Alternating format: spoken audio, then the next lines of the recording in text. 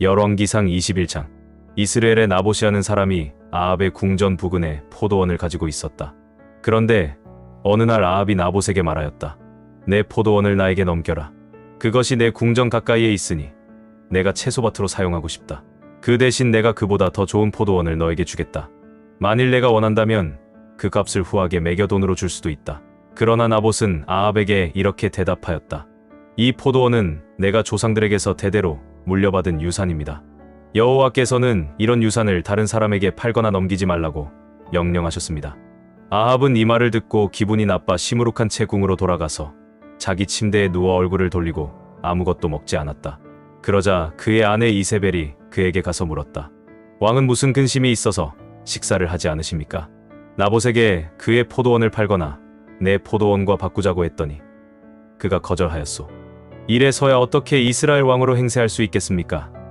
일어나 식사를 하시고 기운을 차리십시오. 내가 나봇의 포도원을 왕이 갖도록 하겠습니다. 그러고서 이세벨은 아합의 이름으로 여러 통의 편지를 써서 왕의 도장을 찍어 나봇의 성에 사는 지도자들과 귀족들에게 보냈는데 그 편지 내용은 다음과 같았다. 여러분은 금식일을 선포하고 주민들을 한자리에 모아 나봇을 높은 곳에 앉히시오. 그리고 건달 두 사람을 내세워 나봇이 하나님과 왕을 저주했다고 증언하게 한 다음 그를 성 밖으로 끌고 나가서 돌로 쳐 죽이시오. 그래서 그 성의 지도자들과 귀족들은 이세벨이 지시한 대로 금식일을 선포하고 주민들을 한자리에 모아 나봇을 높은 곳에 앉혔다. 그러고서 건달 두 사람을 내세워 그가 하나님과 왕을 저주했다고 증언하게 하고 그를 성 밖으로 끌고 나가서 돌로 쳐 죽인다. 이세벨에게 나봇이 죽은 것을 알렸다. 이세벨은 나봇이 죽었다는 말을 듣고 아합에게 가서 말하였다. 나봇은 죽었습니다. 이제 일어나셔서 그가 왕에게 팔지 않겠다던 포도원을 소유하십시오.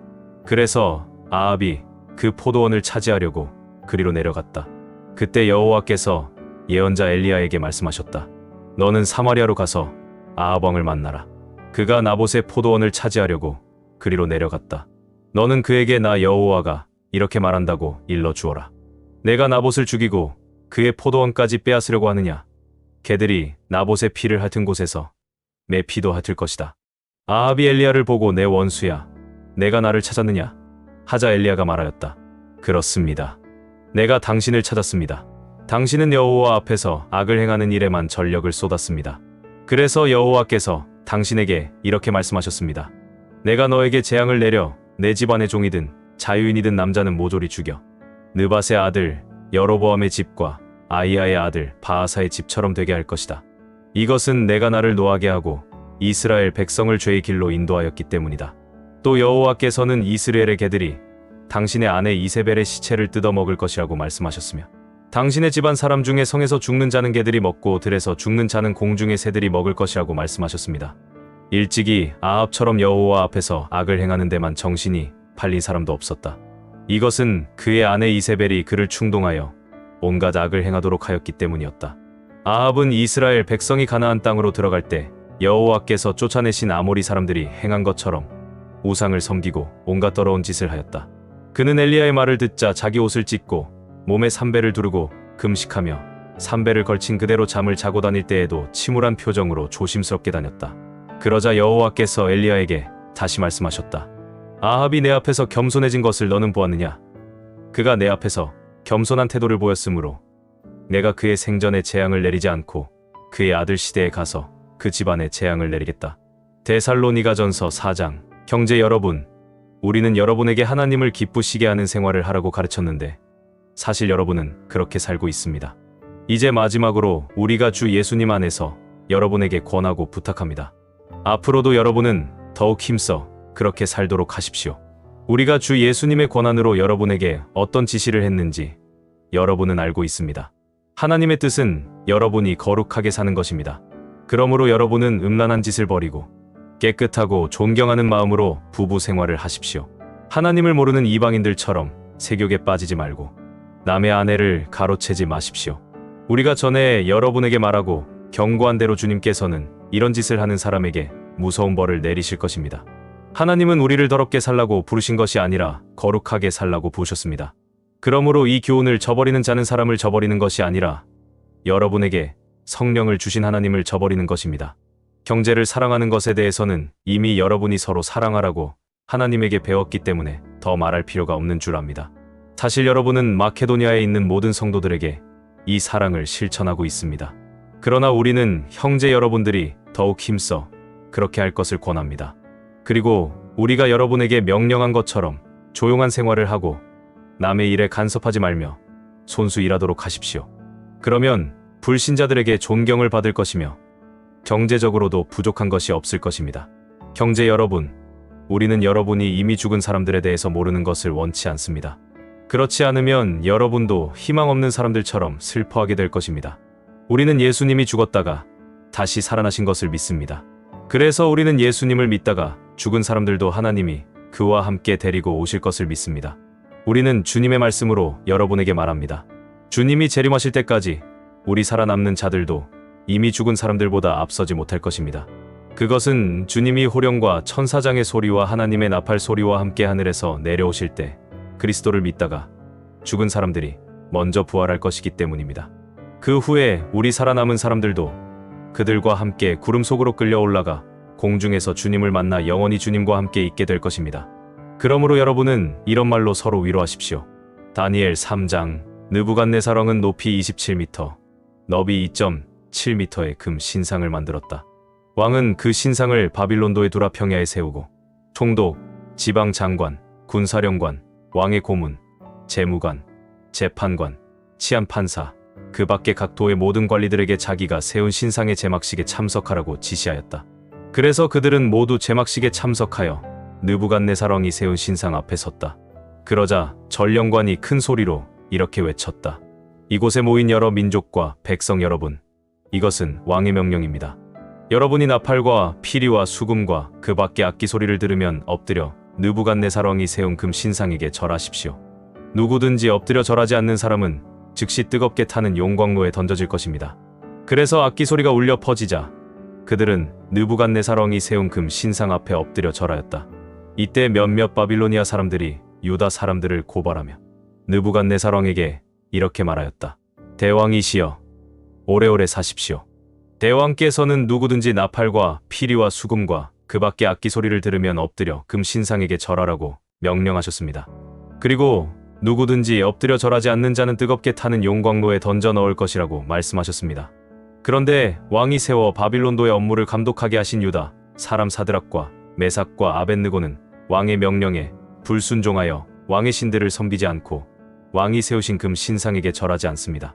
그 말을 들은 느부갓네살왕은 노발대발하며 그 세 사람을 당장 끌어오라고 명령하였다. 그래서 그들을 끌어오자 왕이 그들에게 이렇게 말하였다. 사드락과 메삭과 아벳느고야, 너희가 내 신들을 섬기지 않고 내가 세운 금 신상에게 절하지 않는다는 말이 사실이냐? 그렇다면 이제라도 너희가 나팔과 피리와 수금과 그 밖의 악기 소리를 듣거든 내가 만든 신상 앞에 엎드려 절하라.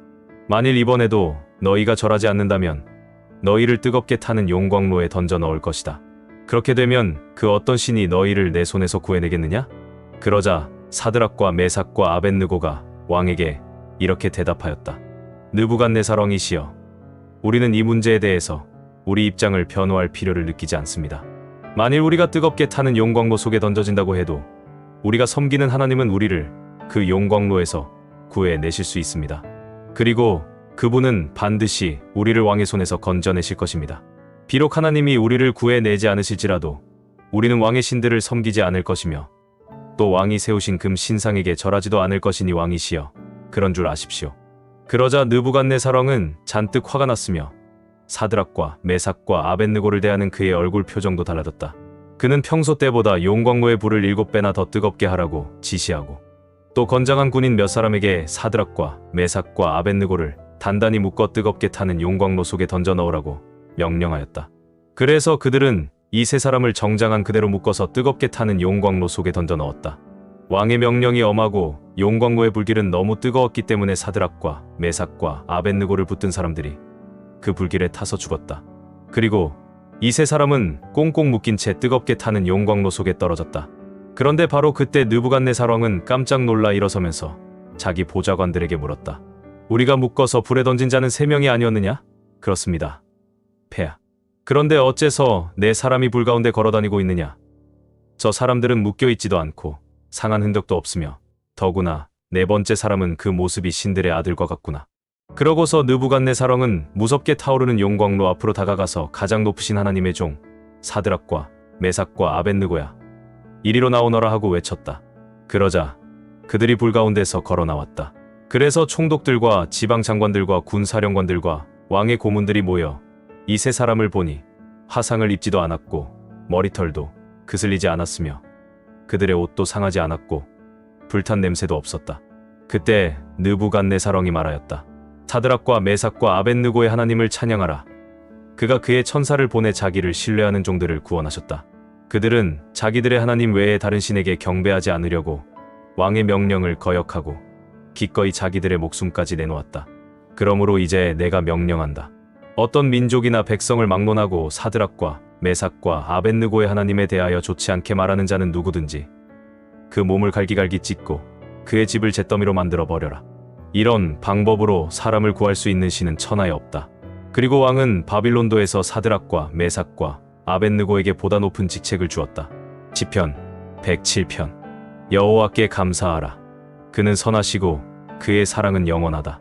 여호와의 구원을 받은 자들아, 이 찬송을 계속하라. 여호와께서 너희를 대적의 손에서 구출하여 동서남북 사방에서 불러 모셨다. 그들이 길 없는 사막에서 방황하며 살성을 찾지 못하고 굶주리고 목말라 시들어갈 때 그들이 고통 가운데서 여호와께 부르짖자 여호와께서 그들을 그 고통에서 건지시오 그들을 바른 길로 인도하여 정착할 성에 이르게 하셨다. 그들은 여호와의 한결같은 사랑과 그가 행하신 놀라운 일에 대하여 그에게 감사해야 하리라. 그가 갈망하는 심령을 만족하게 하시며 굶주린 심령에게 좋은 것으로 채워주신다. 사람이 흑암과 죽음의 그늘에서 살며 쇠사슬에 매여 고통하는 죄수처럼 되었으니 그들이 하나님의 말씀을 거역하며 가장 높으신 분의 가르침을 거절하였음이라. 그러므로 그가 고된 노동으로 그들의 길을 꺾어버렸으니 그들이 엎드러져도 도와주는 자가 없었다. 그때 그들이 고통 가운데서 여호와께 부르짖음으로 저가 그들을 그 고통에서 구해내시고 흑암과 죽음의 그늘에서 그들을 끌어내며 그 쇠사슬을 끊어버렸다. 그들은 여호와의 한결같은 사랑과 그가 행하신 놀라운 일에 대하여 그에게 감사해야 하리라. 그가 논문을 부수며 쇠빗장을 꺾으셨다. 미련한 자들이 자기 죄 때문에 고통을 당하며 식욕을 잃고 죽음의 문턱에 이르렀다. 그때 그들이 고통 가운데서 여호와께 부르짖음으로 저가 그들을 그 고통에서 구해내시고 자기 말씀을 보내 그들을 고치시며 파멸에서 그들을 건지셨다. 그들은 여호와의 한결같은 사랑과 그가 행하신 놀라운 일에 대하여 감사하오. 그에게 감사제를 드리며 즐거운 노래로 그가 행한 모든 일을 선포해야 하리라. 배를 타고 바다에서 무역하는 자들이 여호와께서 행하시는 놀라운 일을 보았다. 여호와께서 명령하심으로 광풍이 일어나 바다 물결을 일으켰다. 그 배들이 높이 솟아올랐다가 물속 깊이 들어가니 그들이 무서워 간이 콩알만 하였다. 그들은 술 취한 사람처럼 이리저리 구르며 비틀거리고 어쩔 줄 몰랐다. 그때 그들이 그 고통 가운데서 여호와께 부르짖음으로 그가 위험에서 그들을 구해내시고 광풍을 그치게 하여 물결을 잠잠하게 하셨다. 바다가 잔잔함으로 그들이 기뻐하였으니 여호와께서 그들을 고대하던 항구로 안전하게 인도하셨다. 그들은 여호와의 한결같은 사랑과 그가 행하신 놀라운 일에 대하여 감사하오. 백성의 모임에서 그를 높이며 지도자들이 모인 자리에서 그를 찬양해야 하리라. 여호와께서는 강을 말려 광야가 되게 하시고 흐르는 샘을 마른 땅이 되게 하시며 좋은 땅을 그 주민들의 죄악 때문에 소금밭이 되게 하시고 광야도 연못이 되게 하시며 마른 땅도 물이 흐르는 샘이 되게 하셨다. 그가 굶주린 자들을 그곳에 정착하게 하심으로 그들이 살성을 건설하고 밭에 씨를 뿌리며 포도원을 만들고 풍성한 수확을 거두었다. 그는 자기 백성을 축복하셔서 크게 번성하게 하시고 그들의 가축이 줄지 않게 하셨다. 그들이 잔인한 학대와 고통으로 인구수가 줄어들고 비천하게 되었을 때 여호와께서 그들의 탄압자들을 멸시하시고 그들을 길 없는 광야에서 방황하게 하셨다. 그러나 그는 가난한 자들을 그 고통에서 구하시고 그 가족을 양떼처럼 많게 하셨다. 의로운 자들은 이것을 보고 기뻐하는데 악한 자들은 입을 다물고 침묵을 지키는구나. 지혜로운 자가 누구냐? 내가 하는 말을 듣고 여호와의 크신 사랑을 생각하라.